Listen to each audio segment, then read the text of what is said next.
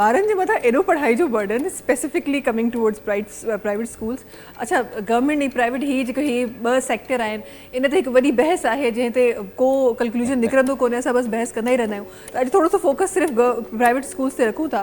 ही जेका रोज़ पे रोज़ हिकु मुश्किल एजुकेशन जो हिकु फ्रेज़ असांजे ॿारनि जी तरफ़ अचे थो, ऐं एॾी मुश्किल एजुकेशन, एॾा हैवी सिलेबस, थोरो सो इन जे बारे में ॿुधायो। छा मतिलबु छा असां बचपन में ॿारनि खे PhD करण जो सोचूं पिया, छा पिया सोचूं?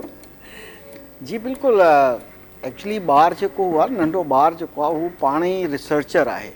दुनिया में जॾहिं अचे थो त उन एक्सप्लोर थो करे दुनिया खे, हे ॾिसे थो त हर वक़्तु नई प्लेस वञी ॾिसे थो। 0 to 7 ईयर एज जेका आहे एब्ज़ॉर्वेंट माइंड एज आहे।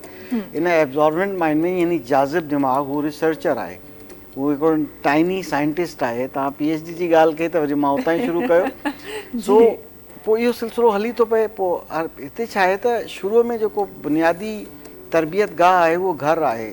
असां उनखे स्कूल चवंदा आहियूं त पहिरियों स्कूल ई घरु आहे, ईअं न आहे, उहो तरबियत गाह आहे।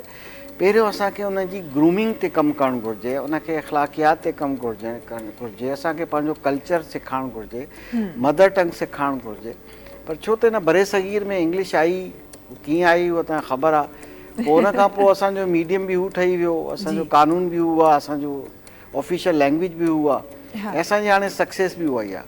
नो डाउट के ग्लोबल लैंग्वेज थी वई, ऐं जीअं डॉलर हिकिड़ो ग्लोबल करंसी ठही वियो, उहो बि कीअं ठहियो तव्हांखे ख़बर हूंदी। सो बहरहाल हाणे असांखे इंग्लिश खां अलावा सक्सेस न आहे। पोइ हाणे अर्ली ईयर खां ई असां कोशिशि था कयूं त इंग्लिश मीडियम स्कूल में वञूं। असांजो जेको पाकिस्तान जो पंहिंजो एजुकेशन सिस्टम आहे, school education system, that start from class 1 ऐं एंड थो थिए इंटरमीडिएट ते। ही स्कूल सिस्टम जेको आहे, जंहिंखे हाई स्कूल बि चइबो आहे, इहो मैट्रिक सिस्टम चइबो आहे हिनखे। ऐं ॿियो एजुकेशन सिस्टम पाकिस्तान में आहे कैम्ब्रिज सिस्टम। कैम्ब्रिज सिस्टम जी क्वालिफिकेशन खां पोइ जेको आहे ordinary level, O level 10th standard, ऐं एडवांस लेवल जेको आहे A लेवल जेको आहे 12th स्टैंडर्ड जे इक्वलेंट। पोइ ही ॿ सिस्टम जॾहिं हलनि था त वरी जेको थोरो white collar middle class develop थी वई, ऐं उन्हनि खे लॻो त हाणे हीअ त शायदि उर्दू मीडियम आहे, मैट्रिक सिस्टम, ऐं हाणे हीअ कैम्ब्रिज आहे, हीअ अफोर्ड नथा करे सघूं। पोइ विच में इंग्लिश मीडियम स्कूल ठही विया। पोइ जेको असांजो सिंध टेक्स्ट बुक बोर्ड किताबूं पियो छापे, कैरिकुलम प्रिंट थो करे, वरी हू नथा पढ़ूं असां, वरी असां ॿियनि पब्लिशर जूं किताबूं था पढ़ूं। पोइ हाणे हू हिकिड़ो विच में हिकिड़ो एजुकेशन सिस्टम ठही वियो आहे। इन जे करे कॉस्ट ऑफ जेको आहे टीचिंग जेका वधी वई आहे। असां जेका मंथली फीस पेरेंट्स पे था करनि, उनजो नालो आहे tuition fees, to tute the child. Law में आहे न, पोइ उन लॉ जे करे ट्यूशन फीस आहे। जेकॾहिं उहो बिल्डिंग उन्हनि जी पंहिंजी आहे त उहो रेंट न घुरंदा, पर जेकॾहिं अदर एक्सपेंसिस आहिनि त पोइ हू अलॻि चार्ज करे था सघनि पिया। सही, एनुअल फीस आहे, एग्ज़ामिनेशन फीस आहे, स्टेशनरी आहे, बुक्स आहे, शयूं आहिनि।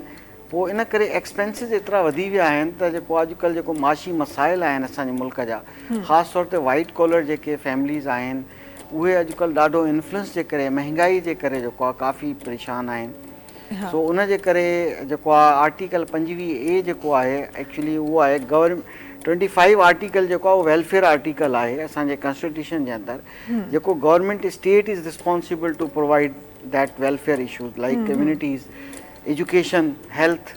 हाणे आर्टिकल 25A जेको आहे उन जे मुताबिक़ गवर्नमेंट ज़िम्मेदार आहे कि पहिरीं क्लास खां वठी 5 सालनि खां वठी 16 सालनि ताईं ॿार जी तालीम मुफ़्त ॾियनि, कंपलसरी हुजे ऐं क्वालिटी वारी हुजे। पोइ हाणे छा थो थिए प्राइवेट स्कूलनि में, सरकारी स्कूलनि में तव्हांखे ख़बर आहे जेके मसइला आहिनि। पोइ कोई बि ज़ी शऊर समझदार माण्हू जेको आहे पोइ हुते नथो वञे। सो मच सो कि असांजा गवर्नमेंट एम्प्लॉइज़ जेके क्लरिकल जॉब में आहिनि, घटि ग्रेड में आहिनि, हू बि सरकारी स्कूल ते ट्रस्ट नथा करनि, उते पंहिंजे ॿार खे नथा मोकिलनि। इन करे एॾो इज़ाफ़ो थी वियो आहे प्राइवेट स्कूलनि जो। सॉरी माज़रत तव्हांजी ॻाल्हि कटां बि, मुंहिंजो त असांजे प्राइवेट ते बि न कंदा आहिनि, त पोइ ॿार ॿाहिरि हूंदा आहिनि। हू त थोरो जंहिंजो बि ग्रेड मथे आहे त पोइ हू त ॿाहिरि था वञनि। पोइ हितां O लेवल नथा करनि, पोइ हू अञा वरी करनि था, पोइ ॿाहिरि था हलिया वञनि।